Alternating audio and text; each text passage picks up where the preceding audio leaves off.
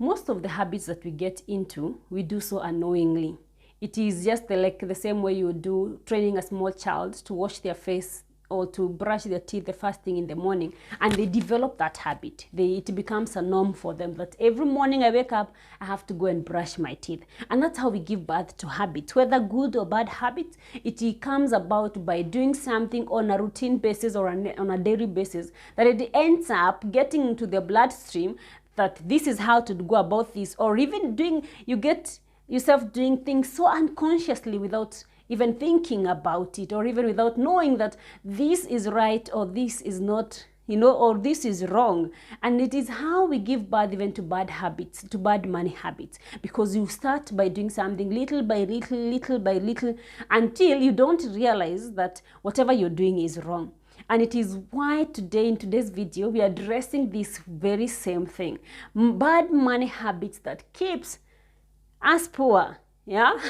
Before I realized that I was into bad money habits, I thought, and I just lived a normal life. But when it hit me, like, wait a minute, where am I? Why do I do this without feeling it? Why do I do this without feeling a pinch? So when I became conscious of what I'm doing is wrong, and some of my money spending habits were not right, then I had to realign myself, considering that the little income that you have, wanting to put it into right use. And the moment I started that and putting aside very little amounts that one would consider little, but I've seen significant growth, because the power of compounding shows that what I put in today, by the end of this year, it will not be the same way I put it. It will have grown into something. And that's why we're addressing those bad money habits that we keep doing without realizing, and without feeling a pinch, but they develop and they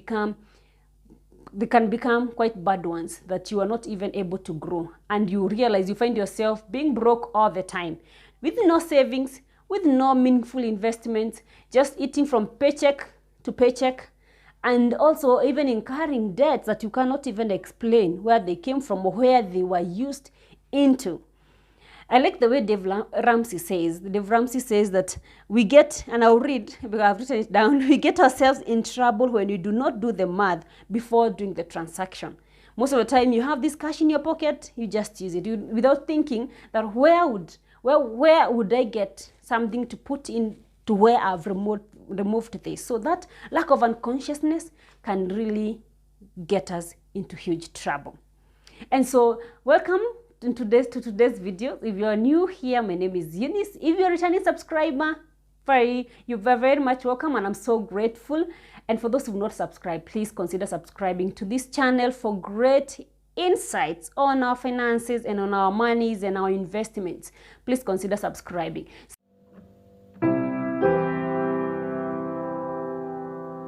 So to my points, number one of the bad money habits that keeps you poor is waiting to save what remains. This is a norm that we exercise. We find ourselves into saying that I have bills to pay, I have house rent, I have my monthly shopping, I have to pay school fees, I have to buy a dress that I wanted to buy or had thought of buying by the end of the month. And you realize that you're thinking that at the end of the end of paying all these bills, now I'll be able to save. This is very wrong. Yeah, it's a very wrong thing, because you end up finding that because there's nothing that remains. When you have a certain amount of money in your account, you will end up, you end up spending and just telling yourself that I'll save what will remain. But actually nothing remains, because you continue with the habit of spending, seeing this, and because there's something in the account, you go and purchase, and by the time you're realizing and thinking, oh, I should have put some 2K into some account, then you realize, going back there, you realize there is nothing. So to correct this is budget. Follow a rule, have a financial plan that every month, this is my income for this month, so put aside this amount. The way you'd tithe, because also you should tithe your money, and tithing should be the first thing you do. You also put some certain amount or certain percentage of your income into your savings account. So number two of my bad money habits that keeps you broke is living above your means And this is normally fueled by the company that we normally keep. You have your friends who had huge incomes, maybe more than you, who have, or even who do not care about saving, about investing. And so they end up putting you into some situations and you fall, you get into pressure, peer pressure, that you're going for holiday here and there.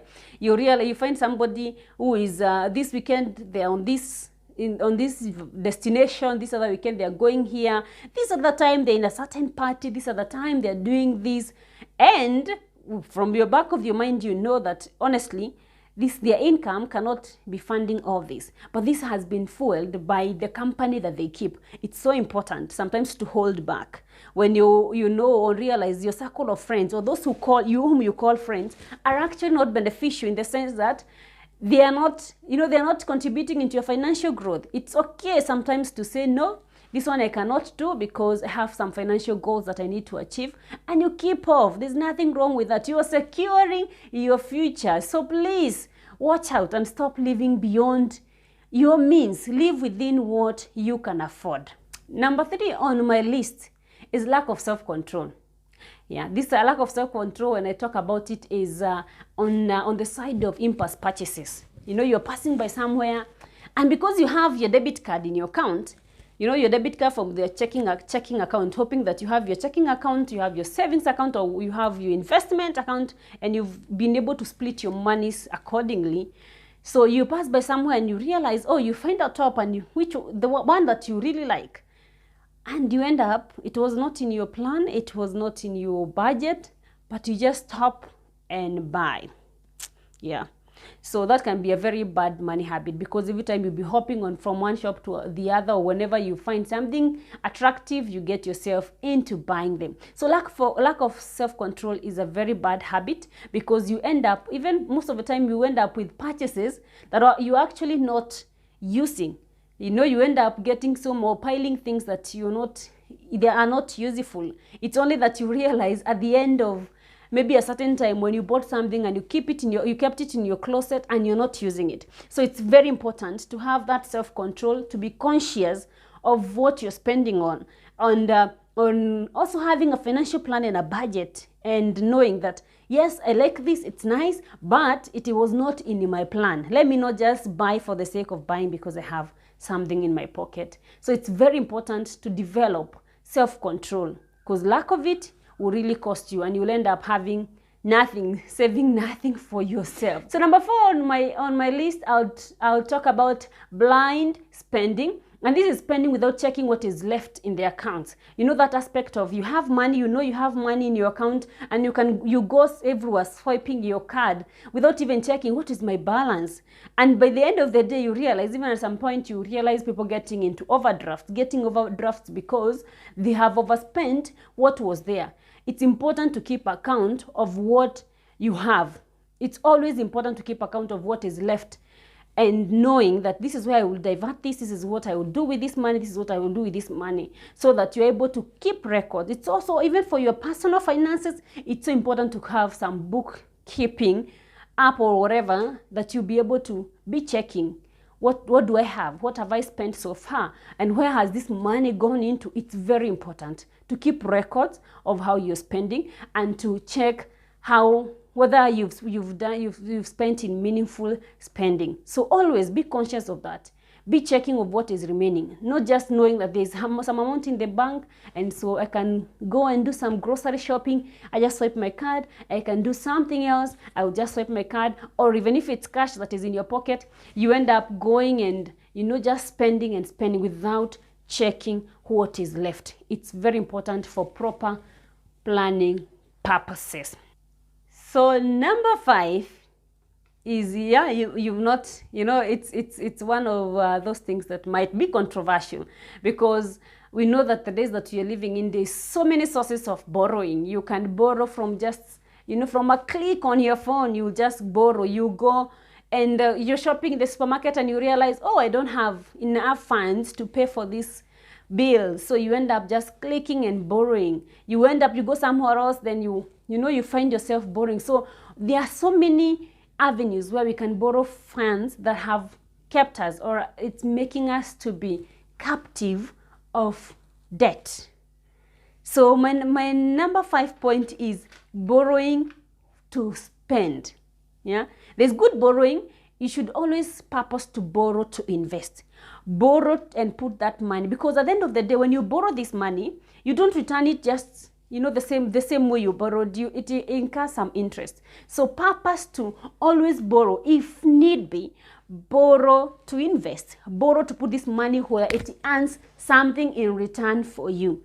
So this aspect of this habit of, you know, at the end of the month, I'm expecting my salary, so I can just borrow here, you know, borrowing Peter to pay Paul. You know, you end up into that situation because you've incurred debt here, you go this other place, you incur debt, so you go and again borrow to pay this one, you know, and all these are just to finance or to fund some spending, some bad spending habits. So it's very important to be cautious of this. Have that self-consciousness in your mind that I will only borrow when I need to put this money into meaningful use, or when I'm putting this money where I know it is going to earn me some income or some extra coin, rather than just borrowing to go and hype with your friends and to go and, you know, just have fun. Honestly, that is not wisdom. You're paying extra coins. You're paying some interest on that money. So be very cautious. Yeah, don't borrow and then for you to go and again spend somewhere and just pleasing your friends. So please, let's be self-conscious of what we are doing. So number 6 on my point, I'll look at the aspect of eating too expensive meals, or maybe I would say eating out too often. Yeah, this one looks like it's so easy to so many people. Most people do not realize it. You know, when you're going to the office, but you can't carry your own lunch, your own packed lunch. So you think like, spending 100 bob is not too much, spending 200 bob is not too much. But think about it this way. What if you kept that 100 bob aside?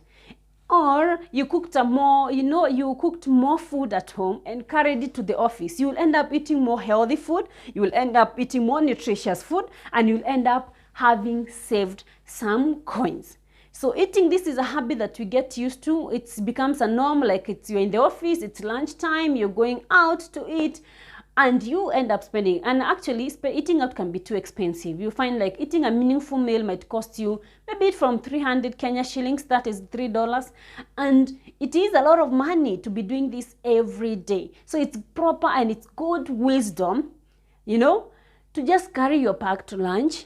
If you were bored of eating what you ate last night for dinner and eating it for lunch, then just have do some meal preps in the course of maybe during the weekend and package your food. You end up eating very healthy, nutritious food at a low cost. Definitely every time.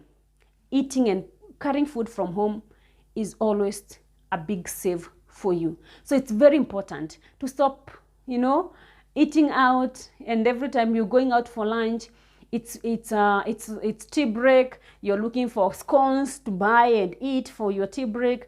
It's at 4 p.m. you're looking for something to eat with your tea. You know, all these expenses can really amount to something huge. Yeah, and these are just simple things that we get ourselves into unknowingly, you know, unknowingly, and by the time you're realizing, you've paid some cost. And even today you're not aware that you're in some of these habits. Yeah, it's because they just developed and you got yourself into them and they became norms. So it is so easy that every time to be checking, to just be paying these things, and you're just okay. So number 7 on my points, I'll talk about, spending what you do not have.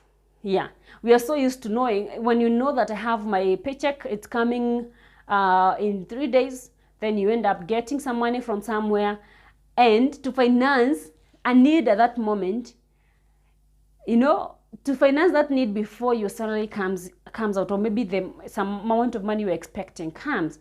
Most of the time you realize that having this mentality that I can spend because in 3 days time I'm getting these funds, it's actually not wise, because most of the time if it's a business deal, it might go wrong, or maybe something else might come in between and you will not have money to finance that. So it's very important. Do not spend what you do not have. Only spend what you have at the moment. If you don't have, please Just wait for you, whatever you're waiting for, whatever funds you're waiting for to come in, so that you can spend. And when they come in, do a proper planning of that money and then go and spend it. So it's very important. Let's just be self-conscious and put this money into meaningful use. This money will grow, and before you know it, you become a millionaire at a given age. You've grown something that is useful for you and even for your generations. So it's very important for us to keep off from these habits, because most of the time you find ourselves complaining that we are broke.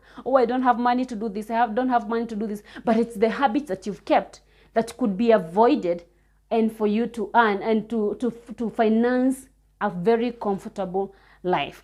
So let's keep off from these habits, and they will help us in growing and becoming comfortable, and growing comfortable with whatever we have. It doesn't matter how little you have. You can adjust your lifestyle to that, to confine you into that aspect, and also develop a culture of saving and investing your money, so that you can have a better tomorrow and a better future. Just not sitting at your comfort zone, but develop yourself, do the personal development for you to give yourself a better life tomorrow. So that will be it for now. I hope that this video was insightful, it was educative, and don't forget to click that subscribe button, hit the notification bell, so that you'll be notified every time I upload such a video. Thank you so much, and remember to like this video. It helps this channel grow. Bye bye for now.